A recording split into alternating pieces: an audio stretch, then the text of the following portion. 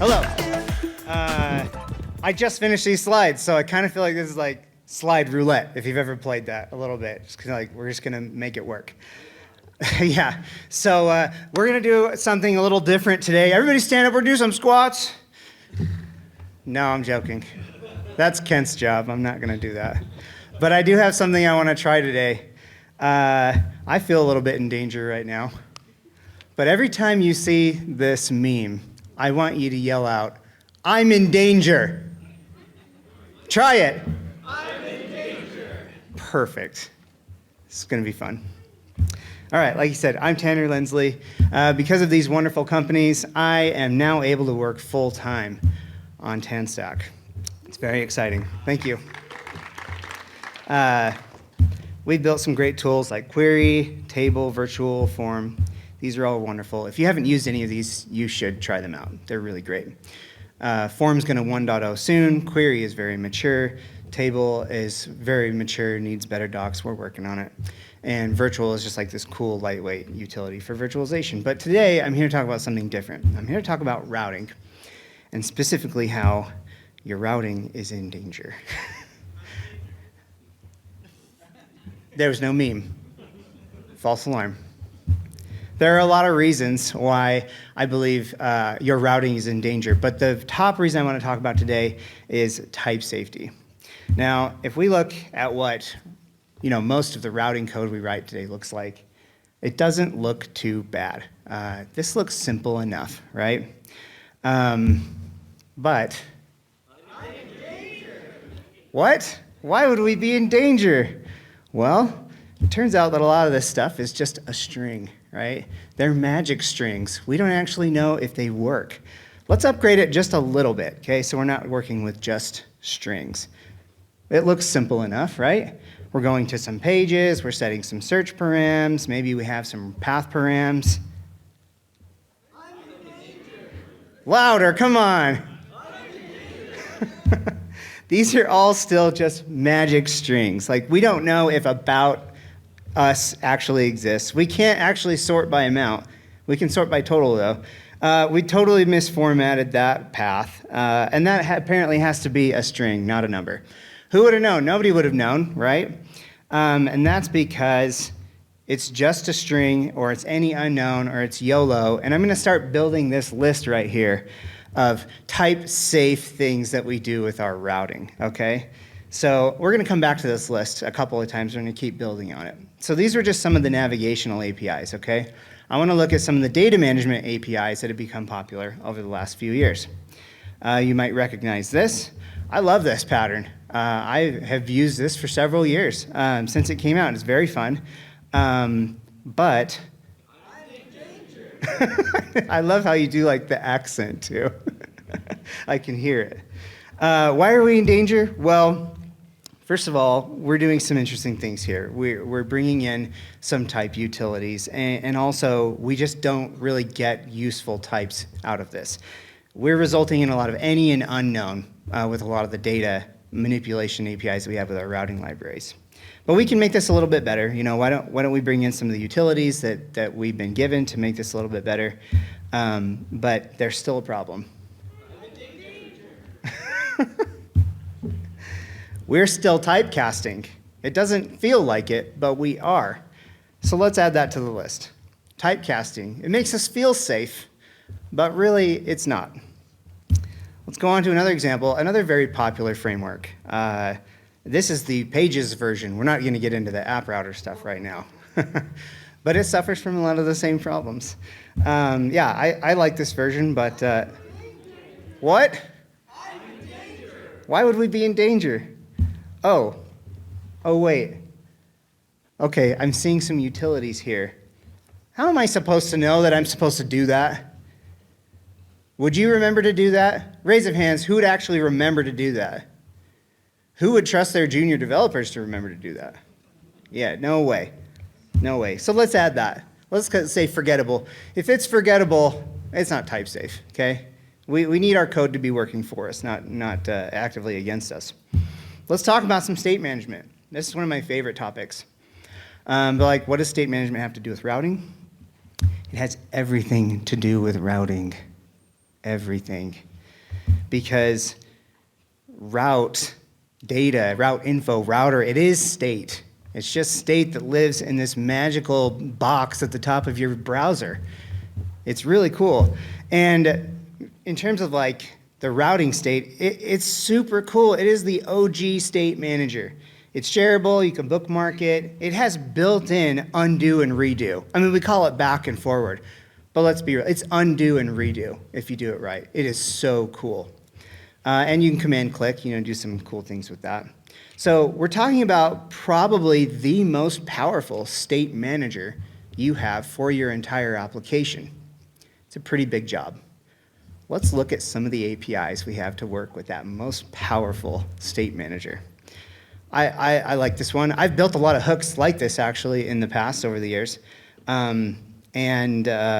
this one looks like it's using URL search params under the hood. But what? Oh, really? Yes. What are these things? Oh, it's a string or undefined. We don't really know. I mean, we could have stored it as a number. We would have expected it to be a number. What if it's an array? What if it's anything else? Like, we wouldn't know. Or it could just not be there at all. We absolutely have no idea what could be in this magical search param box. Let's look at some of our other friends. I really like this one because you just call use router and then you get the query off it. It's really cool. I'm not going to make you do it again. We are in danger still. These utilities we have, I've just been extremely disappointed with the way that we've had to manage search parameters since I started doing applications in React. They make some big assumptions about flat key value stores and everything is a string or an array of a string or whatever, or it's using URL search params. Or if you're next, you just like, well, it's this object and we'll kind of handle it for you. But once you get into the string, it's a wild, wild west, baby. But the biggest problem with a lot of this is that none of it is inferred, none of it is enforced, right? None of it is even validated. We are in danger because anything that's not inferred is really kind of a dangerous area. It's an opportunity for your junior developers or another developer to go in and change a data format or change an API, and your typecasting and all of your forgettable things and your strings and your unknowns or whatever, they're just going to stay that way. They're not going to update. And so you'll just let your developers break everything you've built. Your hard work. Don't do that. And last I checked, string, an array of strings, is not state. Anybody just managing their state with just a string? No. We call use state, you're just like, it's going to be an object. Just do an object. I just know it's going to be that way. You make a new ref and view or whatever. It's always has to be this object, right? And you don't stop there. You're like, okay, we have arrays inside of here, and we've got sub-objects and things. It's not just a list of strings. What we're talking about is JSON. We need to be able to work with JSON because that's how the rest of our state management works. So how the heck do we put JSON into the search parameter? Well, it turns out serialized state management is hard. We learned that with React Query because that's serialized state management in a way. I mean, you're basically taking all of your state, you're shoving it into this magic string, and then you're pulling it back out. Sometimes like very synchronously, like you just, okay, update the URL, and then I need to get that state back, but the URL is the source of truth. So if something changes up in the URL that I didn't do, I still need to know about it. But I might be updating the URL a lot because how many times do you call set state in your applications? Like a lot, sometimes too much, right? So a lot of difficult things come up when you talk about serialized state management, mainly around maintaining referential stability, immutability. There's serialization and parsing that comes into play anytime you're doing serialization boundary. And then schema and validation is really important too, because this isn't just like an interface that we control. This is the magic box at the top of the screen that users can just be like, ooh, oh, what's that number up there? I'm gonna change that number. Or you could just like, somebody shares a link and it goes through like iOS messages or something, and then like half of the link gets clipped. And you're like, oh, cool. There goes half of my state. Fun. So Before, I've been telling people, like, friends don't let friends use effect, right? They use query. But friends don't let friends write their own serialized state management. So please, if you're going down this path, and that means that if you have written or are writing a use search params hook, get out now. Come talk to me and I'll help you out. So this list could keep growing. I think there's lots of patterns, lots of bad things that we do as developers that bite us in the butt down the road. One of the other big ones that's difficult to show you with, like, examples in code, it's something more that you feel, is around the developer experience. And the developer experience is not something that you're doing that's wrong. It's really the lack of things that you could be doing. Things like go to definition, autocomplete, like for everything, the refactoring tools, and just being able to catch these things in CI so your junior doesn't break all your links and then delist you from Google for 2 weeks and nobody knows because you don't have any analytics. This is a real story. Can you tell? I know this company. I know these people that did this. Like and it was because of this one thing. Some developer changed some routing things and literally gone. SEO trashed. Inbound leads 0. It was insane. So yeah, I would like to show you more about this developer experience, and I will. How much time do I have left? Okay. We love type safety. That shouldn't be a surprise, okay? Everything that, it was just funny because 3 or 4 years ago, I was like anti-TypeScript, okay? And now I'm like, if you don't use TypeScript, you're insane. So you need to be using it. So we love TypeScript now. All of our stuff's written in TypeScript. And we have built a tool, it's called TanStack Router. Are you surprised? And it's 100% type safe. And I don't say this lightly. It took me 4 years to do this. 4 years of deconstructing all of the assumptions and all of the APIs and architecture of all of the routers that you've ever heard of, including the very popular ones that you use, to try and rebuild it in a way that would allow me to have 100% type safety. And that includes everything fully inferred, no typecasting ever. Autocomplete for everything, paths, params, search params, even getting into features that most routers don't have, like hierarchical context and type-safe middleware, right? It has to be type-safe everywhere. And we needed to make sure that it was very, very fast. It needs to be instant. We have tests in our repo that take it up to tens of thousands of routes. Like, not tens of thousands of URLs, like actual routes that TypeScript has to sift through. And no matter what, we can keep your experience in the IDE instant, even if you're inferring Zod schemas in every single route. And a lot of that is due to some amazing work by my maintainers, especially Chris Horobin. He's just amazing. So I got a shout out to him for that. But on top of this, we also have other APIs in TanStack Router that also need to be type safe, but they offer some really cool things. Like we have schemas and validation for basically everything, for parameters, for search parameters. We have it for context. You just can't trust that magic box. Don't do it. You will be disappointed, and your users will be broken, and you won't have anybody to blame but yourself. We have custom parsing and serialization, which is cool. I saw a demo yesterday up at Kent's Epic Web Camp from Alex, where he was compressing messages with like LZ strings type stuff, right? You can do the same thing with your search parameters. It's super cool. Like you can store massive amounts of state in the URL. You just compress it, then you decompress it on the way out. It's really cool stuff.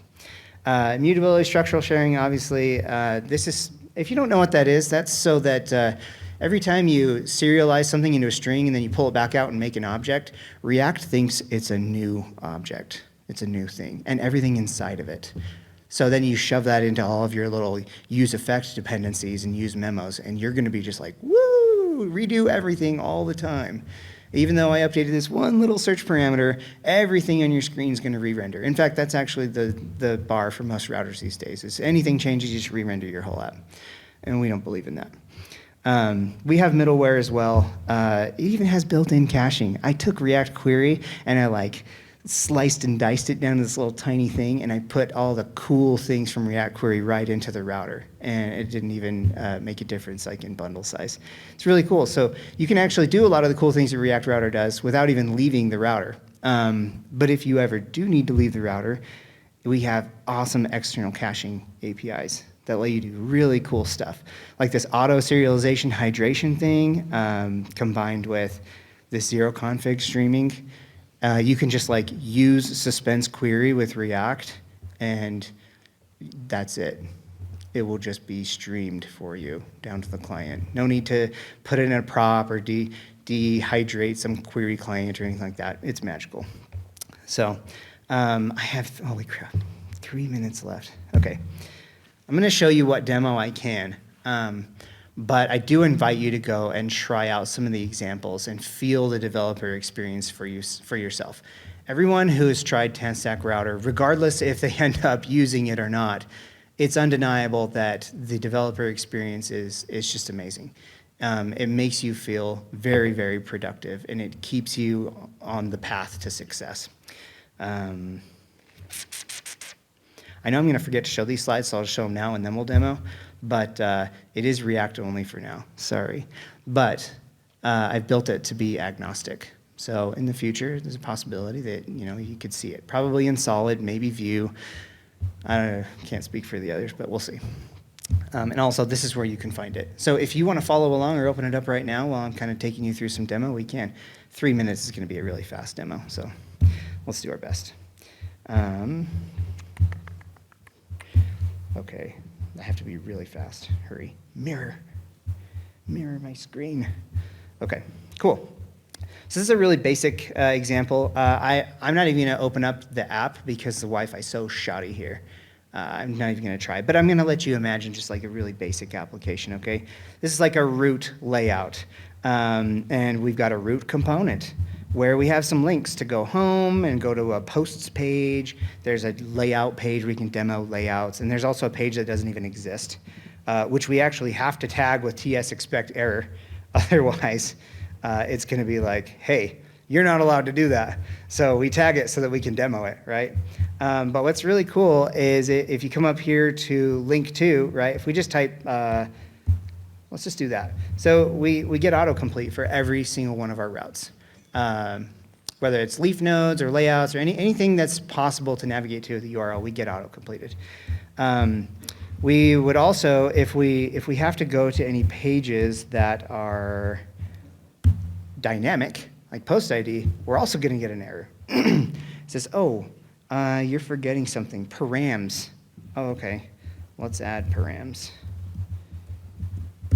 Oh, I need a post ID. Okay. Oh, crap. It needs to be a string. And this is cool because your params can be numbers if you want, because you can parse and serialize in and out of your parameters. So if if you're like, oh, we're working with biggins, please don't. Just do strings. But if you are, right, like I've had to, you can literally have some of your IDs be, oh, it's a string in the URL, but when we get it anywhere outside of that, it's a bigin, and that's it. So we can just change that back to a string, and it's like, okay, you're good, right? What's some other things? Let's go into some data loading. So here's a little layout route. We've got a loader, probably looks familiar, get server-side props or remix loader. But you notice there's no typecasting here. Fetch post is just a function. For better or worse, yeah, I'm casting it here because this is just a stupid REST call. Hopefully this would be coming from your database client or somewhere else that's type safe. It's out of my control. Just make it safe. But fetch post, it returns a promise of post type. So let's go back to our function here. And if we hover over route, we can actually see that, oh, it's like tracking a bunch of cool data for me. And if we come down here to route and call .useLoaderData, posts is the post type array. And we didn't have to do any magic. And if we go and change that fetch post to return something new, it's going to be updated immediately. It's really cool stuff. Let's go down to like the lower, the post itself. So we have a loader, we have some params. Oh, look, post ID here. What is that? Oh, it's a string. Okay, because for post ID, it needed to be a string, right? So it's going to, but if we had said it needs to be a number, it would come out as a number here, which is really cool. Same thing here. We get this post type. I don't have time to show you, but listen, search parameters. For every route match in the tree that you have, you can supply a Zod schema, and it will validate. And it will actually throw errors if it's not met. And you can do default values in your Zod schema, and it will just modify the URL for you. And then when you get down to where you're using it, child routes know about everything from parent routes, all the params, all the search parameters. If you define overlapping search parameters that aren't compatible, you'll get a warning. You're like, hey, this search parameter cannot be a string and a number on the same page, you idiot, like, why are you doing that? All right, I gotta be done because I'm over time. Thanks for listening. Come try it out.